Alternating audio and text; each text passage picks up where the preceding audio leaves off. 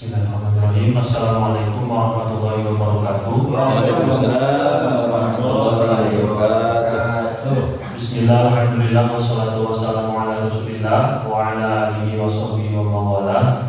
Asyhadu an la ilaha illallah wahdahu la syarikalah wa asyhadu anna Muhammadan abduhu wa rasuluhu la nabiyya ba'da. Amma ba'du. Pertama-tama marilah kita panjatkan puji dan syukur kehadirat Allah Subhanahu wa taala karena atas rahmat dan karunia-Nya.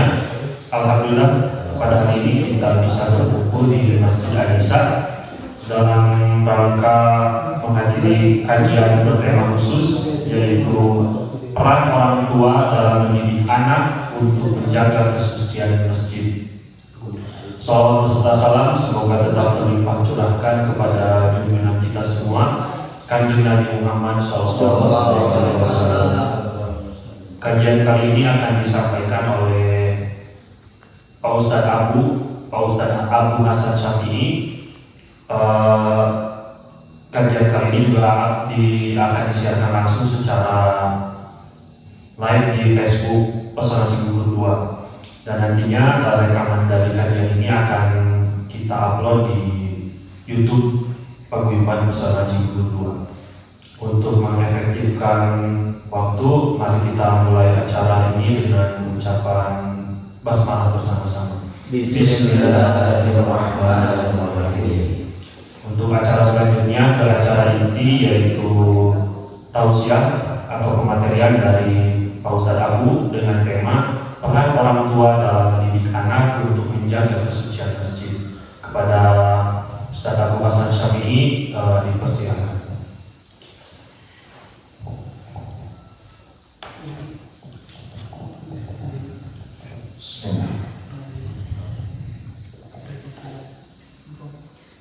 Assalamualaikum warahmatullahi wabarakatuh. Waalaikumsalam warahmatullahi wabarakatuh.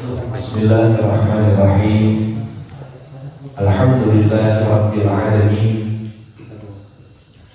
Alhamdulillahilladzi arsala rasulahu bil huda wa dinil haqq liyudhhirahu 'ala dini kullihi wa kafaa billahi shahida. Asyhadu an la ilaha illallah wahdahu la syarika lah wa asyhadu anna sayyidana wa nabiyyana qurrata a'yunina wa maulana Muhammad sallallahu alaihi wasallam abduhu wa rasuluhu wa habibuhu wa khaliluhu. Allahumma salli ala sayyidina Muhammadin al-fatih lima ughliq wal khatimi lima sabaq nasiril haqqi bil haqq wal hadi ila siratikal mustaqim wa ala alihi wa sahbihi haqqa qadrihi wa miqdarihi al-azim. Amma ba'du, fa ya ibadallah, usikum wa nafsi bi taqwallah faqad faza muttaqun. Alhamdulillah, segala puji marilah kita panjatkan kehadirat Allah Subhanahu wa taala yang senantiasa mencurahkan rahmat dan nikmat-Nya kepada kita. Terkhusus di pagi hari ini, alhamdulillah Allah masih menakdirkan kepada kita untuk bisa bertatap muka, bersilaturahmi, talabul ilmi, juga iktikaf di masjid yang kita cintai ini. Harapan kita mudah-mudahan segala amal ibadah yang sudah kita kerjakan mendapatkan ridha dan penerimaan dari Allah Subhanahu wa taala. Amin ya rabbal alamin. Salawat dan salam semoga tetap terlimpah curahkan kepada baginda alam Nabi besar Muhammad sallallahu alaihi wasallam. Tidak lupa kepada seluruh keluarganya, para sahabatnya, kepada para pengikutnya ila yaumil qiyamah. Amin ya rabbal alamin. Hadirin yang dimuliakan oleh Allah Subhanahu wa taala, dalam setiap penciptaan yang Allah ciptakan, dari setiap makhluk yang Allah ciptakan, baik yang nampak oleh mata kita ataupun yang tidak nampak oleh mata kita, itu hakikatnya terbagi ke dalam beberapa bagian. Ada makhluk Allah, makhluk yang diciptakan oleh Allah dengan kedudukan istimewa. Ada makhluk Allah yang Allah ciptakan kedudukannya biasa-biasa, standar. Ada makhluk yang Allah ciptakan kedudukannya hina, mulia, setengah sedang, ada yang hina. Gitu. Jadi, tapi tidak setiap ada yang Allah ciptakan, memang makhluk tersebut Allah ciptakan untuk kita muliakan karena makhluk tersebut dimuliakan oleh Allah. Seperti Allah menciptakan Ka'bah, meskipun Ka'bah terbuat dari batu, hanya sebuah batu, tumpukan batu, tapi karena batu itu dimuliakan oleh Allah, maka wajiblah kita untuk memuliakannya juga. Meskipun sosoknya seorang makhluk hidup yang dinamakan manusia, ketika manusia ini ketika manusia ini melanggar aturan sebagai manusia yang diciptakan oleh Allah sebagai makhluk yang mulia, maka manusia tersebut oleh Allah dihukumi sebagai makhluk yang hina, bahkan kehinaannya melebihi daripada kehinaan binatang. Siapakah salah satu manusia yang dihinakan oleh Allah? Adalah manusia, salah satunya adalah tarikus shalah, orang yang meninggalkan sholat dengan disengaja, maka kedudukan derajat orang tersebut di hadapan Allah lebih hina daripada binatang. Bahkan posisinya, poinnya, jadi ada makhluk Allah yang dihinakan. Yang pertama adalah tarikus shalah, orang yang meninggalkan sholat. Yang kedua, wazani yang muhsan, orang yang zina muhsan. Yang ketiga itu ada juga yang kafir harami. Ini kedudukannya kafir harami, kafir yang memusuhi Islam, kafir harami. Yang keempat yang pertama tadi yang kedudukannya orang yang murtad. Yang pertama orang yang murtad, kedua orang yang tidak salat dengan sengaja, meninggalkan salat dengan sengaja. Ketiga zina muhsan.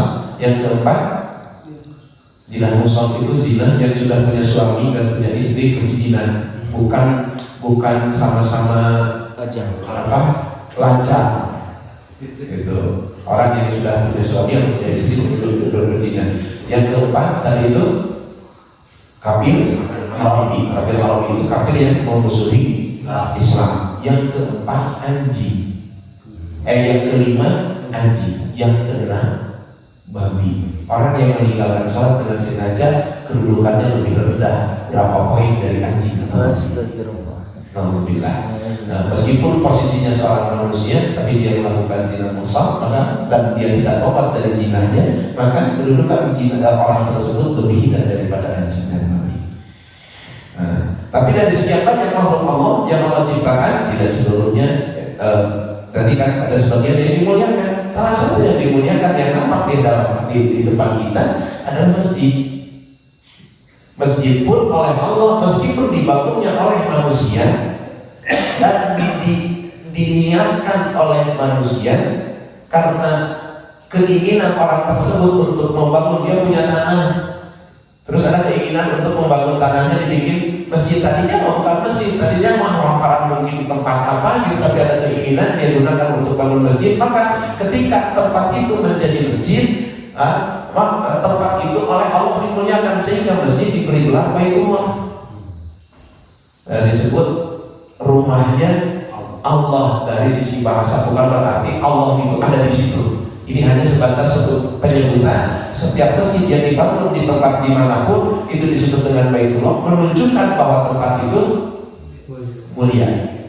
Sehingga baik dalam sisi pembikinan dan perawatan, dalam sisi pembikinan dan perawatan masjid itu berbeda dengan pembikinan dan perawatan rumah.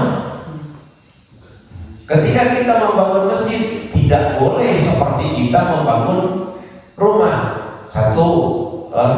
Ketika membangun masjid jangan dilihat dari sisi estetikanya saja, tapi selain dilihat dari estetika juga harus dilihat dari sisi kemaslahatan dan kemanfaatan masjid tersebut. Karena masjid dibangun fungsinya untuk orang melaksanakan sholat, maka jangan sampai orang yang sholat di masjid itu menjadi tidak sah karena akibat dari struktur bangunan yang salah. Ada struktur bangunan yang salah. Contohnya, contoh ini kita masjid, di sini tidak ada pintu. Ini tidak ada pintu, misalkan tidak ada pintu, kita rubah ini menjadi kaca gitu. Tembok ini menjadi kaca yang tembus pandang tapi tidak ada pintu, maka orang lain tidak sah sholat di sana meskipun terlihat jelas ke imam karena tidak ada akses jalan. Misalkan karena dari sisi estetika kalau di sini dibikin kaca, dengan kaca lebih indah daripada dengan pintu seperti ini misalkan. Terus ketika membangun masjid tidak boleh kita ngaduk semen menggunakan air yang najis. Beda dengan bangun rumah ngaduknya ngaduk semen dan lain sebagainya, boleh kita mengambil air dari solokan. Ya, tapi ketika membangun masjid, awas air yang digunakan untuk campuran dari aduknya itu tidak boleh menggunakan bahan air yang najis, harus air yang suci. Kenapa? Karena ini masjid, karena ini tempat akan dibangun sebuah tempat yang dimuliakan oleh Allah, yakni dari sisi Baitullah. Jadi dalam sisi masjid itu satu, kita harus dalam sisi pembangunannya pun harus hati-hati. Mungkin kita pernah melihat ada satu masjid yang berdiri kokoh dan megah, tapi yang memakmurkannya tidak ada. Masjid nama besar, agreng, enakeun, tapi yang sholat di situ sedikit, yang memakmurkannya sedikit. Kenapa? Kenapa tidak menutup kemungkinan ada barang yang haram yang nempel dalam masjid tersebut? Bisa mungkin dari materialnya atau uang yang digunakan untuk membeli materialnya, atau bisa tidak menutup kemungkinan lahannya masih sengketa dan lain sebagainya, banyak hal. Satu, dari sisi kita pembangunannya itu harus dijaga karena masjid, karena ini akan membangun sesuatu tempat yang disucikan oleh Allah. Kedua, dari sisi perawatan, dan perawatannya pun ini harus kita memaksimalkan supaya suci. Masuk ke masjid diusahakan, kalau kita biasanya masuk ke masjid cuci kaki dulu. Sekarang keluar cuci tangan, awas masuk ke situ juga jangan cuci tangan. Jangan hanya cuci tangan, tapi hanya harus dengan cuci kaki. Kenapa? Karena kita dari rumah sampai ke sini nggak tahu di jalan ada najis yang nempel di kaki kita. Kita tidak mengetahuinya. Dalam perjalanan menuju ke tempat ke masjid, barangkali di jalan kita menginjak apa yang sifatnya najis yang tidak kita ketahui karena tidak nampak di mata, maka dianjurkan ketika mau masuk masjid supaya cuci kaki. Jadi dalam sistem perawatan mau masuk, apalagi masuk ke dalam materi yang kita bahas di pagi hari ini tentang bagaimana nih, dan memang ada yang bertanya bagaimana hukumnya masuk ke masjid membawa anak.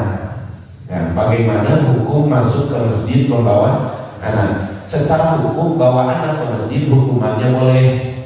Kalau kita bertanya bawa anak ke masjid hukumannya gimana? Hukumannya boleh.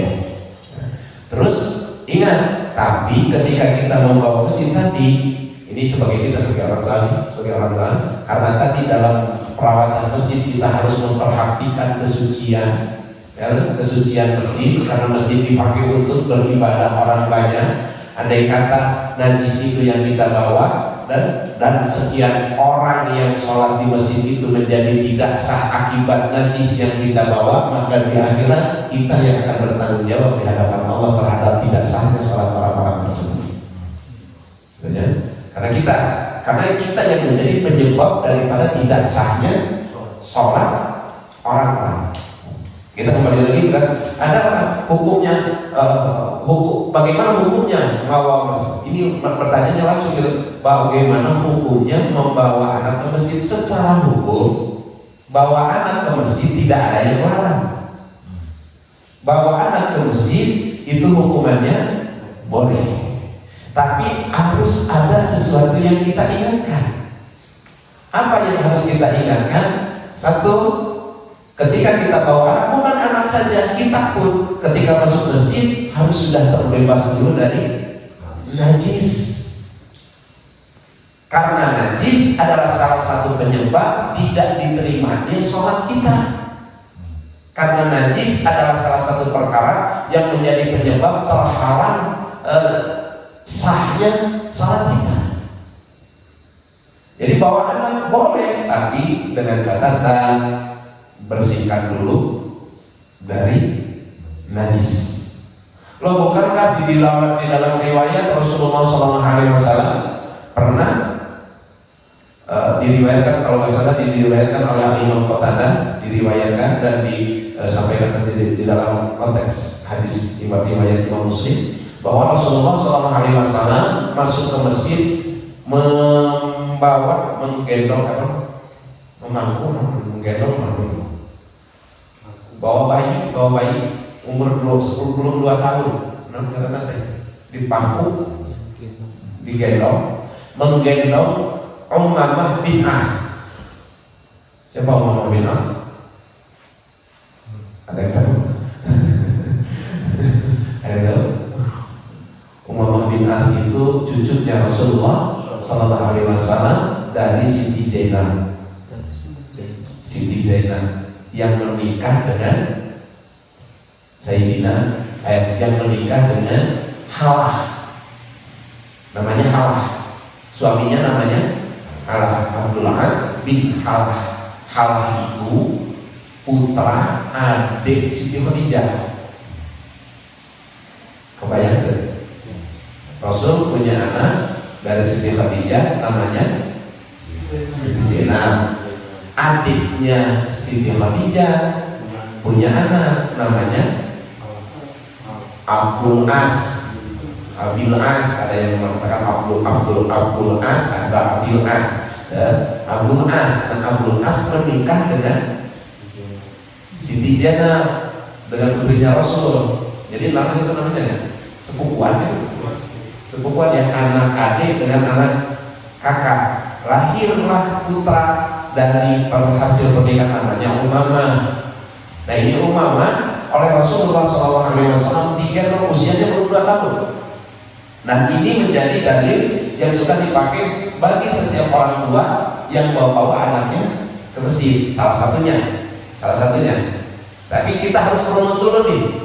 Nanti kita terangkan. Kita harus runut. Bukankah Rasul pun pernah membawa anak dan beliau menggendong Umamah terus sholat, ketika sujud ditaruh duduk di antara 2 sujud, posisinya Umamahnya karena pada saat itu masih kecil gitu. Terus sujud lagi, begitu naik terus beliau gendong lagi sambil menjadi imam, membawa gendong. Betul, itu hikayat sahih dan disaksikan oleh ribuan sahabat yang ikut sholat dengan Rasulullah SAW pada saat itu. Tapi ada hal yang kita lupa. Apa hal yang kita lupa? Pertama, yang digendong oleh Rasul pada saat itu adalah cucunya Rasulullah SAW yang disebut dengan Ahlul Bait, yang oleh Allah sudah dijamin kesuciannya. Innama yuridullahu liyudhiba ankum risa ahlul baiti wa yutahhirakum tathira. Dalam surat apa itu? Al-Ahzab. Surat Al-Ahzab, ya. Innama yuridullah, sesungguhnya Allah sudah berkehendak kepada seluruh ahlul baitnya Rasulullah SAW untuk disucikan. Satu, ingat yang dipendong adalah ahlul bait yang sudah dapat jaminan dari Allah tentang Allah mensucikan kepada ahlul bait. Satu itu. Yang kedua, ini yang kita lupa. Ini yang digendong adalah cucunya Rasulullah SAW, yang mana Rasul punya adat dan kebiasaan ini memang munculnya dari agama.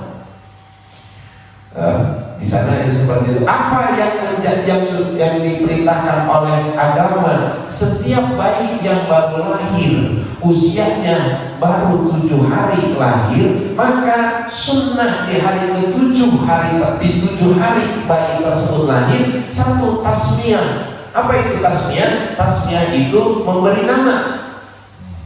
Yang kedua, sunnah halkun itu ngegundulan, dikerok sampai bersih, yang kita sebut dengan akikah.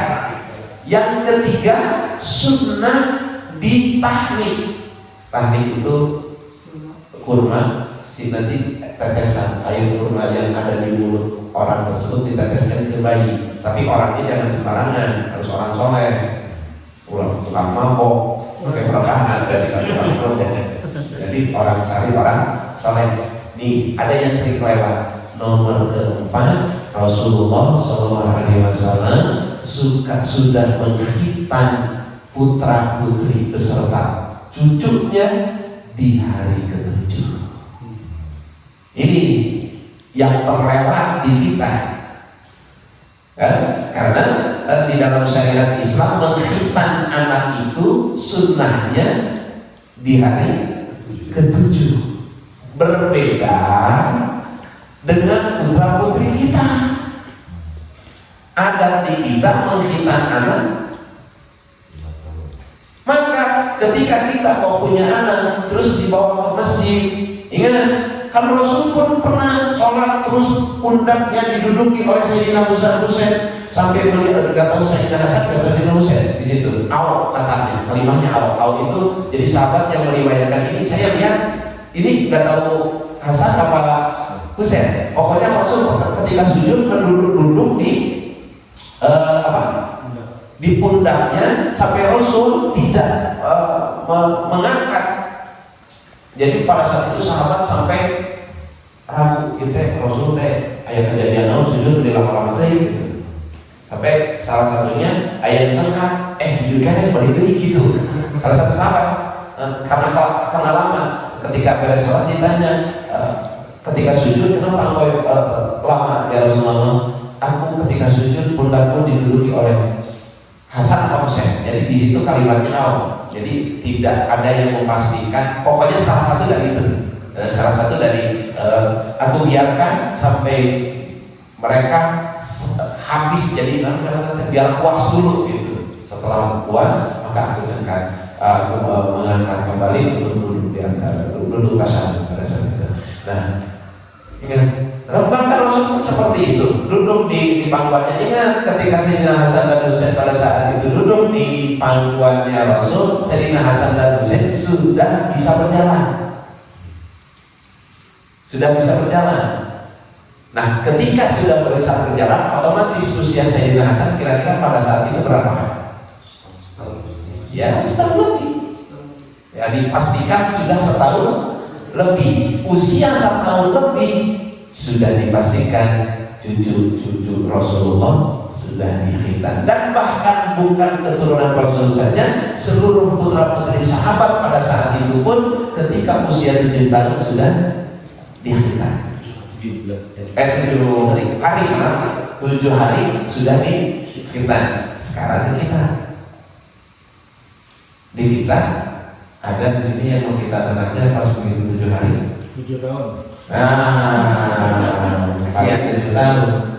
Gitu kita paling 7 tahun. Maka dari kejadian ini para ulama ahli fikih mengambil kesimpulan, andai kata anak belum dikhitan, ini ada dalilnya gitu di dalam kitab Fathul Wahab, andai kata anak belum dikhitan, maka anak tersebut boleh dibawa ke masjid, tapi satu anak tersebut tidak boleh memegang orang yang sholat atau orang tuanya. Tidak boleh memegang. Karena ketika kita sedang sholat, terus ada anak kita yang belum dikhitan, memegang ke anggota badan kita, pegang sarung kita, pegang pakaian kita, maka kita masuk ke dalam kategori orang yang membawa najis. Najisnya dari mana? Itu di kulub sang anak. Karena kulub sang anak masuk ke anggota luar, yang mana kulub itu tidak kita jarang membersihkan bagian dalamnya. Tahu kan kulub kan yang belum dikhitan, kuncupnya itu kan kayak selang. Kalau keluar kencing, yang dibasuh bagian mananya? bagian luar. Adapun bagian dalamnya tidak pernah kita sucikan, sedangkan itu masuk ke dalam anggota luar dari badan kita. Andai kata di situ ada selepas kencing, anak kita selepas kencing, maka di mulut itu membawa najis, meskipun luarnya sudah dibersihkan, tetap kondisi si anak masih membawa najis. Alhasil badan si anak itu ada najis megang ke kita yang sedang sholat, maka sholat kita batal. Terus lewat anak kita itu yang belum yang belum dikhitan ke tetangga kita yang sedang sholat, meskipun dia tidak, misalnya ini harus dicontohkan, tidak apa-apa ya, tidak, ini harus dicontohkan karena ini tadi membahas tentang masalah bagaimana. Nah, ketika anak tersebut melewat berada di tempat musola orang lain, ingat, musola di dalam fikih itu area yang digunakan untuk sujud. Itu namanya musola. Jadi musola itu area yang kita gunakan untuk sujud. Ini harus ada praktek seperti ini. Mohon maaf. Benar. Ketika kita misalkan ini kita menghadap kiblat, contohnya di sana menghadap kiblat. Nah, ini sajadah tidak semuanya musola. Tidak semuanya musola. Yang disebut musola adalah area yang terkena anggota sujud. Jadi kalau kita sujud seperti ini, nih area ini.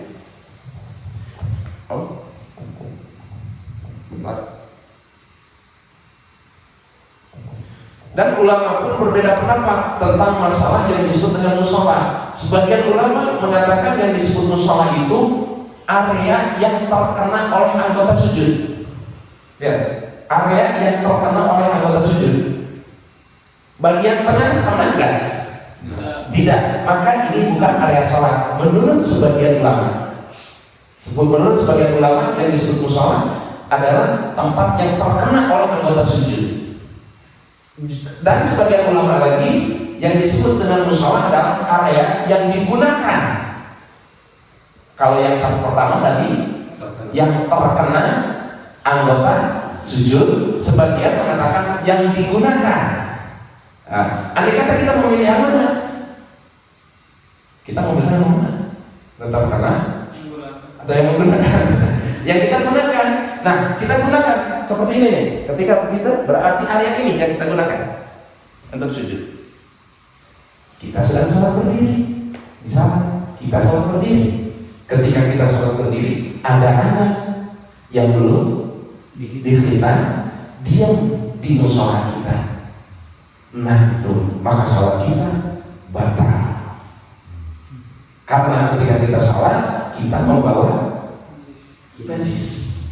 Kan pakai pemper, apalagi pemper mah dikumpulkan najisnya.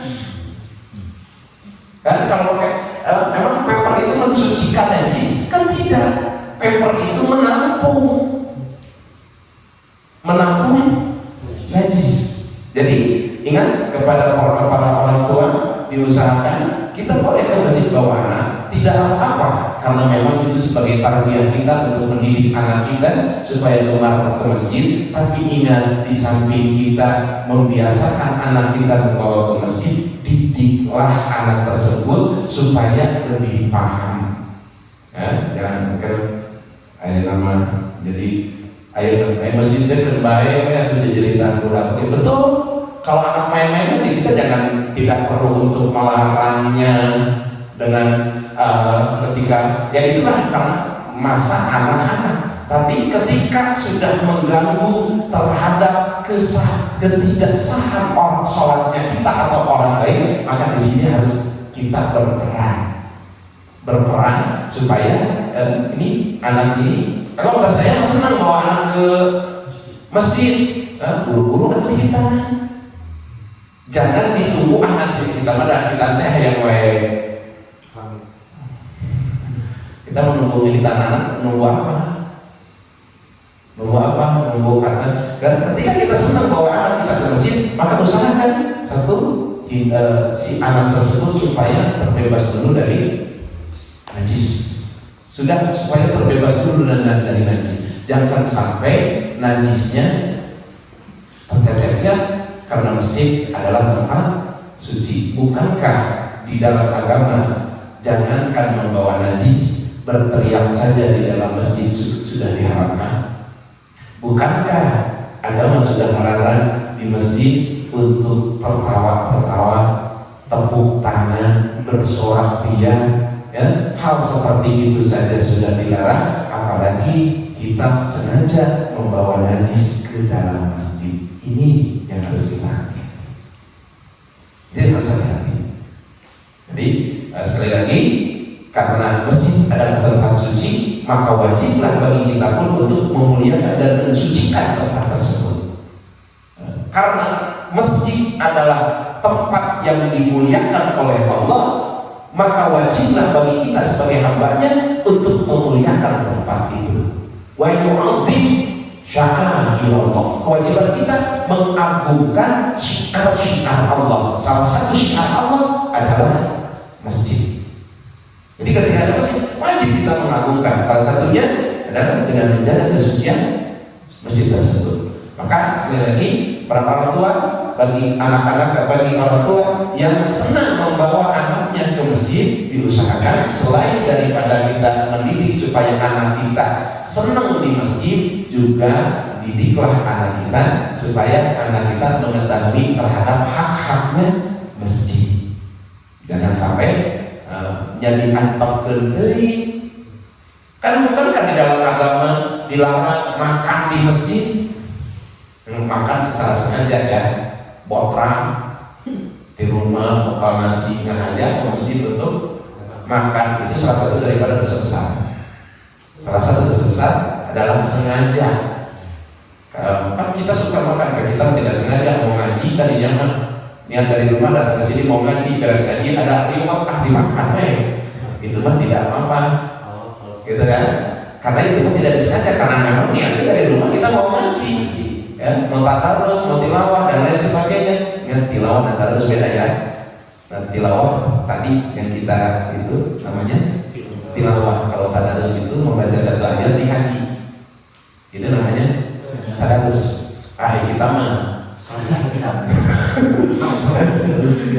tadarus gitu lah. Jadi tilawah itu baca ayat rame-rame gitu. Seperti tadi kita sudah melaksanakan, itu namanya tilawah. Kalau tadarus membaca satu ayat dikaji, gitu, tafsirnya dan lain sebagainya, itu tadarus. Nah, kita tadinya mau tadarus atau mau tilawah Al-Quran, ternyata beres tadarus sampai beres tilawah, ada makanan terus dimakan, itu tidak apa-apa. Tapi yang tidak boleh itu sengaja dari luar kita gunakan masjid ini sebagai area botrang. Ingat masjid ya, yang disebut masjid itu tempat yang di dalam ini. Ini namanya masjid, tapi kalau di luar itu namanya teras masjid.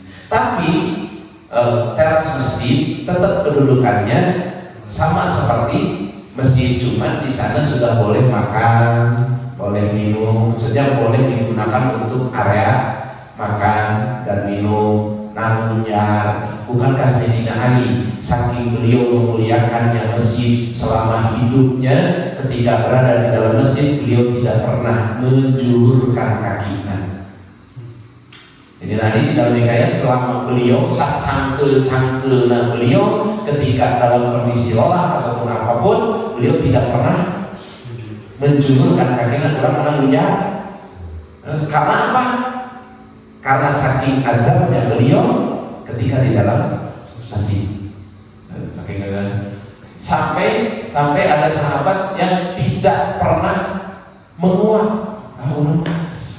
Terasuk ya imam sahabat. Imam sahabat itu ada sebagian yang kalau menguap mereka memilih untuk keluar dulu, setelah menguap beres baru masuk lagi. Kita mah nanggung boleh gitu dan lain sebagainya, ya. Dan itu harus seperti itu, saking memuliakannya, karena beliau tahu bahwa masjid adalah sesuatu yang dimuliakan oleh Allah, maka wajiblah untuk dirinya untuk memuliakan masjid. Satu, gitu ya. Jadi ingat, ketika kita membawa anak, satu sisi kita memang tidak ada larangan untuk membawa anak kita ke masjid, tapi satu sisi kita harus menjaga bahwa masjid ini bukan rumah seperti rumah kita. Nah, masjid adalah sesuatu tempat di mana di tempat itu digunakan oleh orang banyak untuk beribadah kepada Allah. Khususnya lebih sholat. Jadi usahakan. Terus anak kita, namanya anak memang pasti perlu bimbingan, perlu pendidikan. Karena memang saya juga sering melihat anak kita, mohon maaf, anak-anak main belajarkan itu, lari jadi sendal, terus masuk ke masjid, keluar lagi, gitu. Namanya anak-anak. Memang dari sisi itu kita tidak boleh, tidak ada kewenangan untuk nyarakan, karena memang itu adalah dunianya. Tapi tetap kita sebagai orang tua wajib memberitahu, wajib mendidik kepada anak kita bahwa perbuatan itu seharusnya jangan dilakukan, supaya tahu anak kita bahwa ini tempat bukan seperti tempat yang ada di rumah kita. Jadi sekali lagi, awas, jaga kesucian masjid, jangan sampai masjid disamaratakan gitu seperti rumah kita. Jadi tadi kalau kita menurut ini ada yang mengatakan, karena bukankah Rasul pun pernah melakukan itu, bukankah Rasul pun ya ini Rasul keluarga yang dijamin oleh Allah disucikan. Yang kedua tadi ada sudah ada dilakukan yang kita tidak lakukan. Apa? Rasul itu mengkhitan putra putrinya beserta cucu-cucunya di hari ke-7 pasca kelahiran. Nah, berbeda dengan kita mah bawa anak ke masjid belum dihitan. Bahkan untuk nama untuk perempuan ada ke larangan atau apa ya, untuk tidak disunat. Padahal tetap itu pun adalah keharusan yang harus kita kerjakan, karena di situ tempatnya najis andai kata tidak dihitan. Kalau perempuan bukan dihitan, buras. Ya itulah pokoknya kalau laki-laki dihitan, kalau perempuan gitu. Nah intinya seperti itu. Sudah 6:30. Masih banyak nih pengen di itu kan, tapi karena waktu yang membatasi sekali lagi. Jadi ingat, dari sekian makhluk yang Allah ciptakan, ada makhluk yang Allah ciptakan dengan segala kemuliaan. Salah satunya adalah yang dimuliakan oleh Allah, masjid. Maka wajiblah bagi kita untuk memuliakannya. Selain daripada memuliakan itu, kita pun wajib menjaga supaya masjid itu pun selalu dalam keadaan suci. Itu kalau keadaan suci. Jadi diusahakan kalau kita bawa anak ke masjid dan anak kita belum dikhitan, tapi kita pengen bawa anak, boleh silakan bawa ke masjid, anak kita bawa ke masjid, didik supaya tidak supaya gemar di masjid, atau supaya kita sedang mempelajari supaya dia mau sholat, tapi dengan catatan jaga anak kita supaya anak kita tidak merusak, bukan mengganggu, tapi jangan sampai anak kita merusak pahala ibadah kita atau orang lain. Dan kalau mengganggu mah sebenarnya kita mau ada anak ataupun tidak, dah hati nggak sekaganggu sholatnya. Ya, ada saya tuh kalau ada anak teriak-teriak nggak khusyuk, budak rek sholat dulu pulang, oke, anak khusyuk kan? Ya, anak khusyuk itu rek sholat di mana wae, bukan itu. Yang geus mah khusyuk minimal gitu, sholat kita teh sah, jangan sampai sudah tidak khusyuk tidak sah. Nih ini jadi gitu. Kalau kita bawa anak silakan bawa anak, tapi ingat anak kita jangan sampai merusak, bukan mengganggu ya.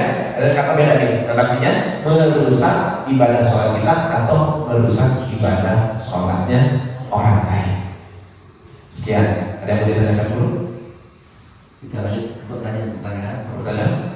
Saya gini, sekarang kan soknya sudah direnggang. Bagaimana kalau ketika sudah di posisi normal akan sunahkan melakukan sholat gitu. Nah, ketika misalkan ada orang tua yang membawa anak perempuan, membawa anak perempuan, jadi berjamaah selama anaknya, selanjutnya anak perempuannya, selanjutnya jamaah yang lainnya. Bagaimana kedudukannya? Nah, bagaimana dengan kedudukan seperti itu sama seperti tadi. Ketika kita bawa anak kita, misalnya bawa anak perempuan, pastikan dulu anak kita suci. Satu, pastikan anak kita suci, tidak membawa najis. Andai kata kita tidak memastikan anak kita suci, alhasil anak kita membawa najis, tetap khawatir. Namanya anak kan tidak bisa diam. Namanya anak itu tidak bisa diam. Khawatir ketika kita sedang sholat, tengah-tengah sholat, orang tua di tengah-tengah sholat, anaknya lari ke sebelah kanan, ke samping orang, atau memegang sesuatu itu hadir kan, yang kita bisa saksikan lah semuanya, ya. Ada ke sana, ada ke sini, duduk di depan orang yang sedang sholat tadi, ya, duduk di musola orang yang sholat. Ketika tidak ada najis, maka itu tidak membawa najis. Ketika membawa najis, maka sholat orang tersebut. Jadi seharusnya selain perempuan itu kan tidak ada kewajiban untuk masuk ke masjid. Sholat perempuan itu lebih baik di rumah. Perempuan kan, ya. Sholat 1 rakaat berjamaah, sholat berjamaah pahalanya 227 derajat. Bagi siapa itu? Bagi laki-laki. Bagi perempuan, sholat di rumah sendiri, di depan, di tengah, di ruang kamarnya, itu kedudukannya sama dengan seorang laki-laki yang sholatnya berjamaah ke masjid. Jadi perempuan lebih baik. Ya kalau kita, kata saya mah anak-anak iya apa ya, terkau keluar sedenti itu benar. Jadi tetap sekali lagi itu harus selalu kita waspadai. Jangan sampai kita bawa anak dengan niat baik, ingin mendidik anak kita supaya menjadi ahli masjid, tapi di samping itu malah anak kita merusak ibadah orang lain. Jangan sampai seperti itu. Jadi orang tua harus sangat vital, aktif. Ya harus aktif lah, gitu. Mungkin seperti itu, mungkin seperti itu. Ada lagi? Mungkin Ustaz, kalau dilihat fungsi masjid mungkin paling utama itu kan untuk sholat gitu ya. Untuk sholat, selain mungkin ya ibadah yang lain lah. Nah kalau misalkan masjid itu digunakan untuk kegiatan, misalkan lah kita kan seringnya ngadain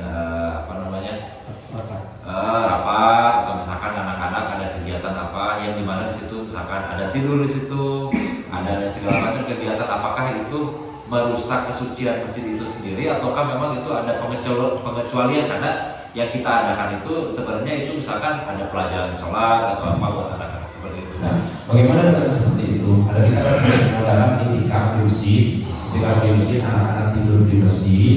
Nah, apakah itu merusak kesucian masjid? Tidak. Dengan catatan ketika tidak ada najis, ini lebih menyangkut bukan aktivitas tapi dari sisi najis. Cuma kalau kita ngajak tidur sehingga ada nih larangan di sebagian masjid haram tidur di dalam masjid. Ada larangan sebagian masjid, ada yang menempel stiker atau apapun pengumuman sampai haram tidur di dalam masjid. Sebenarnya larangan itu bukan tidurnya yang tidak boleh,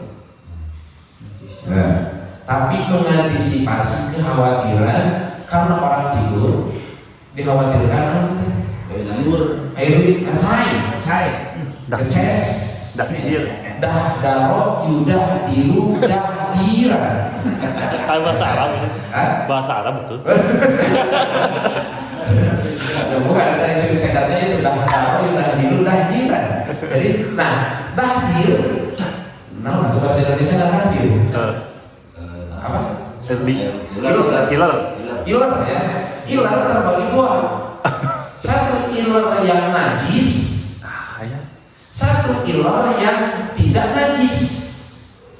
Sekali lagi ada ilat itu terbagi dua. Jadi najis itu ada 20. Wah, Salah satunya dari najis yang 20 ini, salah satunya adalah ilar. Ilar yang mana? Ilar yang keluar dari perut.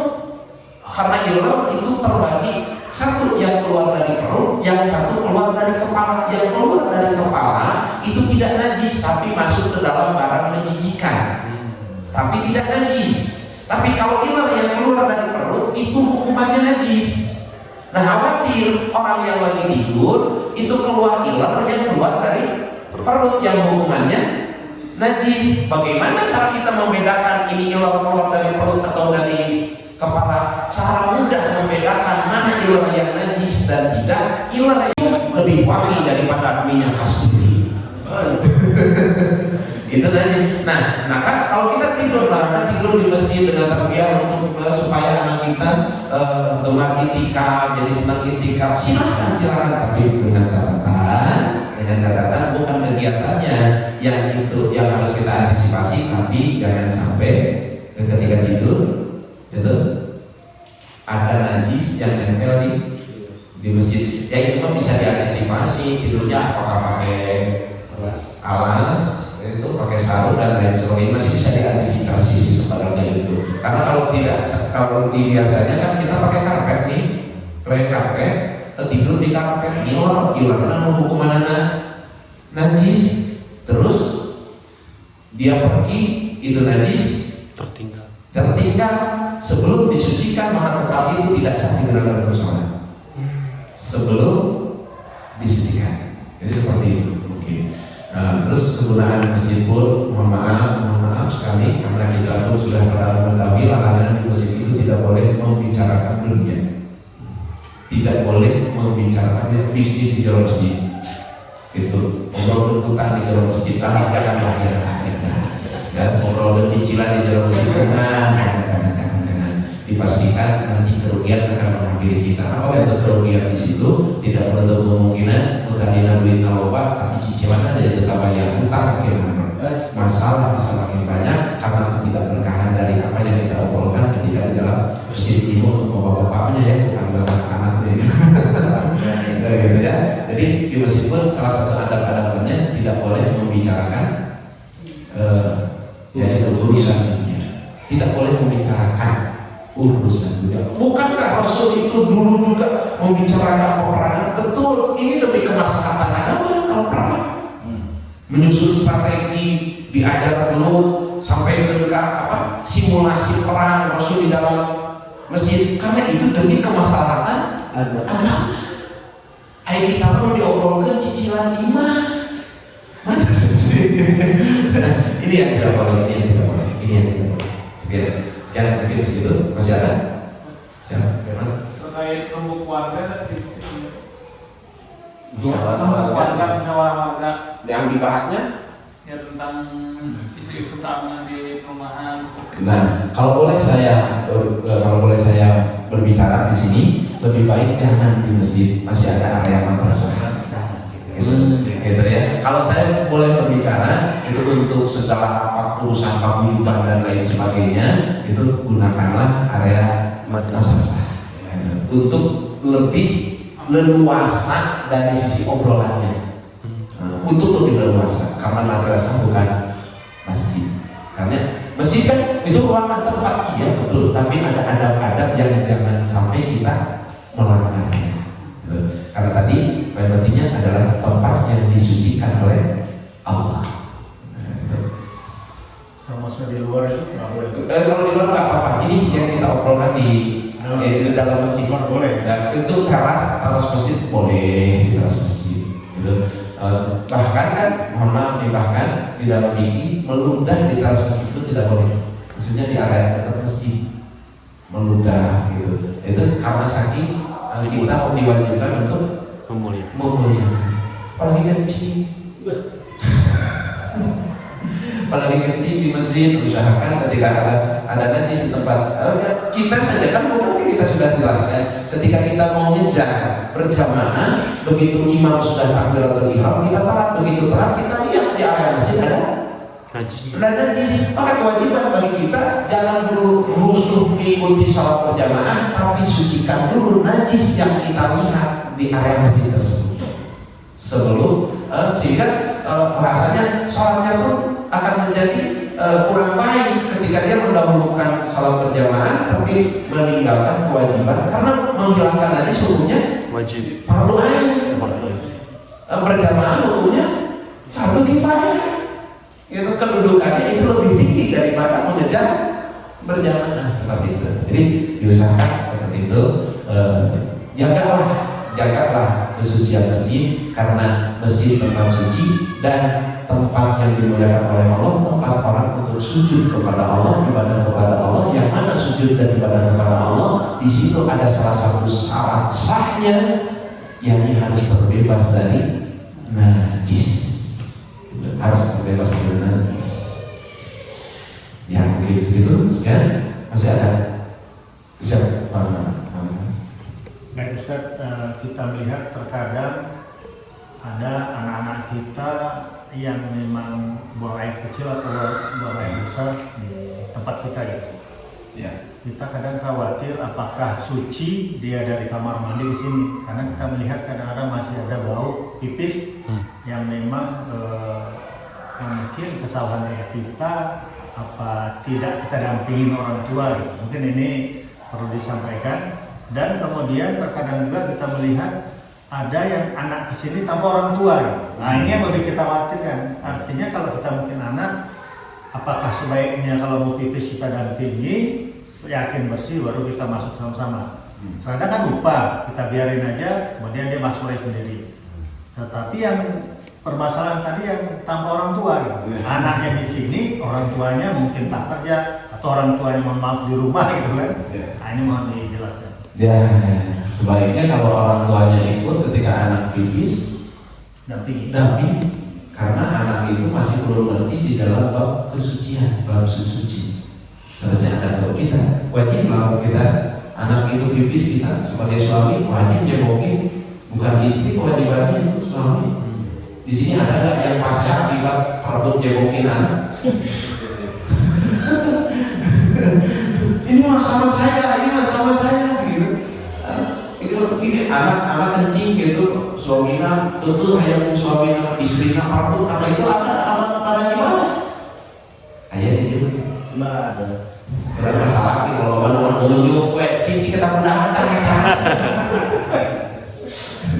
gitu kan? Terus apa namanya? Mensucikan najis hukumnya wajib. Ingat, mensucikan najis hukumnya wajib. Ketika kita mensucikan najis, maka kita mendapatkan pahala dari sisi melakukan kewajiban. Itu dari sisi kewajiban. Berarti kita mendapatkan pahala dan tidak menutup kemungkinan kita masuk surga akibat daripada nyebokin anak. Itu tidak menutup kemungkinan seperti itu. Karena sholat kita mah dari dulu sampai sekarang tidak kusuk. Tilawah kita dari dulu sampai sekarang itu benar-benar, tapi tidak menutup kemungkinan akibat daripada kita membersihkan najis sama kita, turun rahmat Allah, turun maghfirah Allah, dan itu menjadi penyebab kita untuk masuk dalam surganya Allah. Tidak menutup kemungkinan seperti itu. Kalau orang yang cerdas, sekecil apapun peluang pasti dia akan ambil. Sekecil banyak jalan menuju karena atau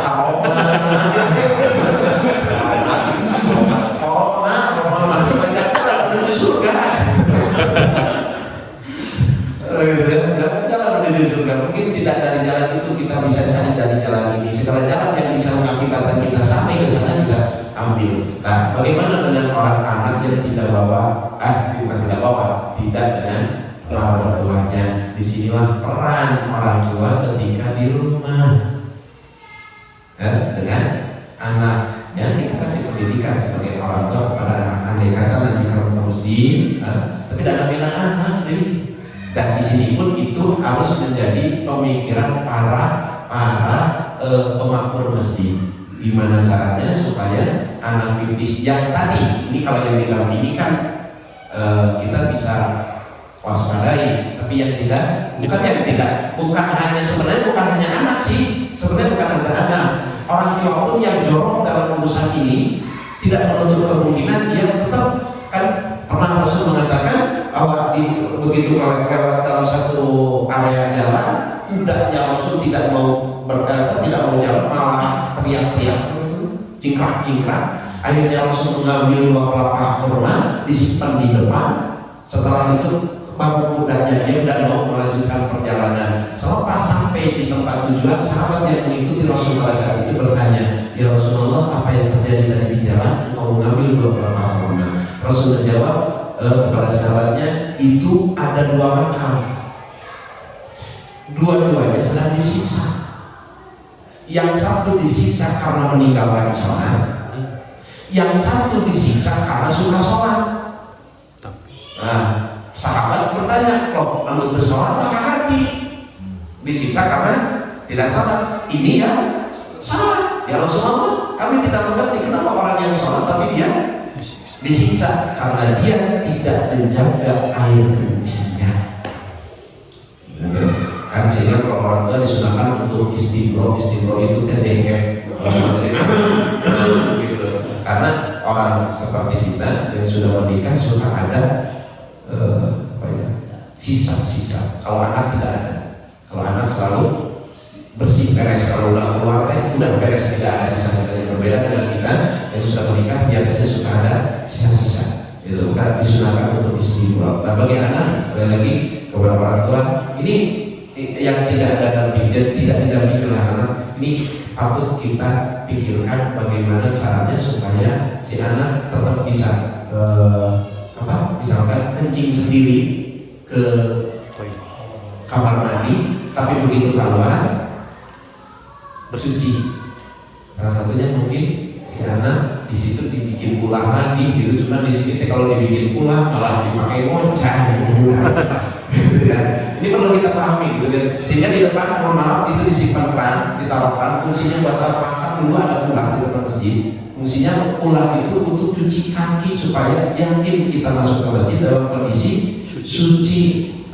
Itu supaya begini sih, karena ya banyak hal yang kemarin kita kekhawatiran orang tua karena anaknya banyak mau dipakai mojai, akhirnya kita urut kembali maka dikasih keran. Jadi program itu untuk cuci kaki. Maksudnya sebelum masuk ke masjid diusahakan kaki kita minimal kaki kita sudah dalam kondisi suci. Karena kalau kaki kena najis terus basah, injak ini masjid, maka seluruh area masjid jadi najis.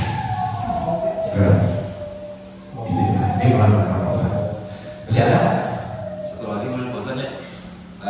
Inilah untuk kesempurnaan sholat mungkin berjamaah, kan kita istilahnya mah konteksnya berjamaah di sini kan bukan sholat sendiri. Nah, apakah ada pengaturan dalam fikih untuk berjamaah itu dalam masalah shaf gitu? Misalkan anak yang sudah balik, apakah ada pengaturannya? Misalkan di depan boleh, maka silakan. Gitu, orang tua, ada anak, ada segala macam. Apakah ada memang pengaturan di mana shafnya yang paling baik? Nah, sebenarnya kalau kita merujuk tentunya memang kalau ulama ahli fikih masih berbeda pendapat. Kita diwajibkan lurus dan rapatkan. Lurus, istamu, sufufamu, luruskan dan rapatkan saf sholat. Nah, ketika sebenarnya nih yang berhak, yang sudah masuk ke dalam barisan yang disebut rapat adalah orang-orang mukallaf. Orang-orang mukallaf. Orang mukallaf itu siapa? Orang yang sudah ada kewajiban untuk melaksanakan ibadah. Intinya anak tersebut sudah balik. Sehingga kalau anaknya belum mukallaf, belum balik, karena anak-anak belum balik berarti belum ada kewajiban sholat. Erek sholat mungkin mau berangkat. Tidak baca ini, tidak baca itu pun tidak berdosa karena itu belum masuk mukallaf. Nah, di dalam kategori mukallaf, orang yang belum mukallaf, sebagian ulama dan jumhur para ulama mengatakan ketika kita berdiri di sini anak, terus ada lagi bapak-bapak yang sejajar, maka ini masuk ke dalam area kosong. Tidak disebut ada rapat barisan. Nah, ini karena terhalang oleh anak. Ya, ini didampingi, tapi itu sebagian ulama, tidak keseluruhan, dan ada juga sebagian ulama yang mengatakan itu juga sudah termasuk dalam fikih. Itu bisa apa? Bukan bisa, boleh berbeda. Jadi sebagian ada mengatakan kalau ada anak kecil di tengah itu tidak masuk ke dalam barisan, tidak termasuk dalam hitungan saf. Betul, karena itu pun ada yang mempertanggungjawabkan. Tapi ada juga sebagian ulama yang mengatakan tetap itu pun dihitung ke dalam saf. Kita mau ngambil yang mana? Terserah. Kita mah pilihan ulama pas ya. Jadi memang di urusan fikih di masyarakat fikih itu kan untuk diperebutkan fikih itu tinggal kita untuk pilih. Kita mau pilih yang mana? Oh saya yang ini. Gitu. Meskipun berbeda-beda. Jadi sekali lagi kalau di kita mungkin bisa memilih yang nomor 2, yang masih ikut ke saf dengan demi apa? Demi kemaslahatan sholat yang lain. Andai kata di area itu di kita ini mah tidak boleh di masjid yang lain, tapi mungkin saja di masjid yang lainnya permasalahannya sama. Andai kata anak-anak kita nih sholat berjamaah dibikin satu area geus kacau balau.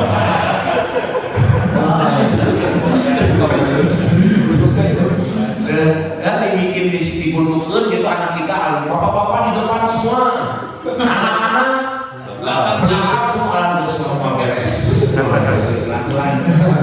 Selang gitu. Kita bisa mengambil pendapatnya ada 2, anak kecil pun masih masuk dalam saf barisan. Cuma saya sekali lagi saya ingatkan, ketika orang tua membawa anaknya ke masjid untuk diajar sholat, najisnya diperhatikan, gitu. Diperhatikan. Bukan melarang, silakan, tapi kita harus memperhatikan karena ini demi kemaslahatan ibadah kita sebagai orang tuanya dan ibadah orang-orang yang ikut salat di masjid itu. Cukup? Sudah menyambung apa yang terkait dengan salat berjamaah. Apakah salat tarawih kita selama ini masuk hitungan berjamaah? Sebab posisi kita berjauh-jauhan. Ya, physical distancing sebenarnya. Ini sudah sebenarnya ini tuh sudah sudah kita bahas. Sebenarnya physical distancing yang kita laksanakan itu kita keluar dari aturan suhu vakum. Sekali lagi, physical distancing dalam berjamaah kita yang kita laksanakan ini keluar dari kaidah istau suhu vakum. Istau suhu vakum. Sehingga ada sebagian daripada ulama yang di saat ini, gitu. Kalau kita sholat datang ke masjid, ngapain juga orang di masjidnya juga safnya tidak rapat, lebih baik sholat di masjid di rumah. Lebih baik sholat di rumah. Gitu. Ada sebagian yang berpendapat seperti itu pun betul. Nah, bagaimana dengan kondisi kita? Kita laksanakan aja. Tapi physical distancing, ya kita karena untuk menghilangkan rasa was-was kita, karena berjamaah tetap kita mendapat nilai, cuman kita dapat, kalau memang betul yang pendapat pertama kita tidak mendapatkan fadilah dari sisi perapatan barisan karena situasi seperti ini, dan itu tidak bisa diganggu-gugat misalkan, karena kebenaran tidak ada yang tahu nih Bang, kebenaran tidak ada yang tahu, misalkan tetap tidak bisa diganggu-gugat dalam situasi seperti apapun, ketika sedang sholat wajib rapat barisan, sehingga yang memilih pendapat ini mereka di saat ini memilih sholatnya di rumah masing-masing tanpa masjid, karena menurut pendapat mereka dengan keadaan seperti sekarang sholatnya jemaahnya di jarak ada 1 meter gitu, itu membuat bahasanya percuma datang ke masjid juga. Sholatnya orang tidak berjamaah tapi tidak rapat, sehingga lebih baik sholat saya di masjid di rumah. Tapi ada pendapat tadi yang mengatakan ini karena untuk menghilangkan rasa was-was, karena sholat berjamaah meskipun kita berjauhan, karena antara jarak makmum dan imam itu harus 3 dirham, maksimal 3 dirham, jangan lebih dari 3 dirham, 3 siku bisa jadi apa?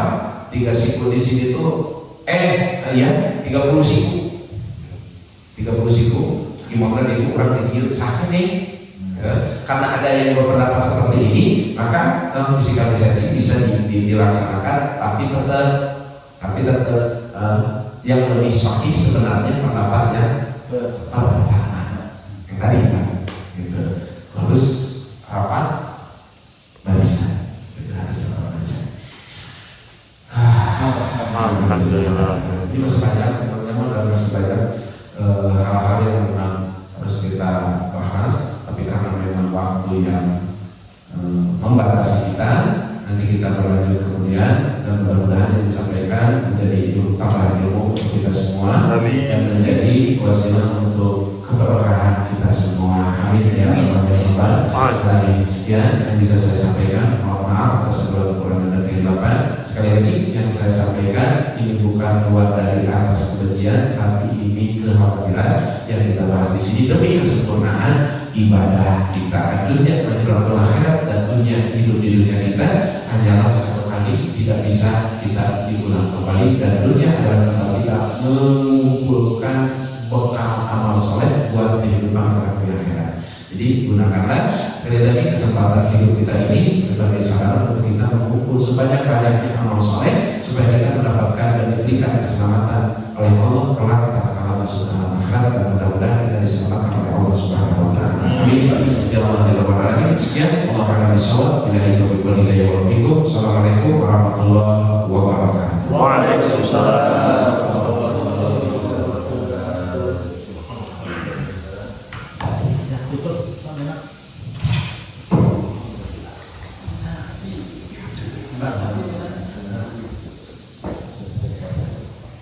Alhamdulillahirrahmanirrahim. Terima kasih kepada Ustaz Abi yang telah menyampaikan tausiahnya. Semoga ada manfaatnya bagi kita semua. Jadi pada intinya membawa anak ke masjid itu boleh, akan tetapi yang harus kita jaga adalah kesucian dari anak kita tersebut dengan ketentuan-ketentuan yang tadi sudah dijelaskan. Jadi untuk Bapak Ibu warga Pesona Cibubur 2 yang nanti akan mengkaji ulang, nanti videonya akan kita upload di YouTube Pesona Cibubur 2. Mungkin demikian yang bisa kita sampaikan. Insya Allah ada manfaatnya. Subhanallah wa bihamdihi.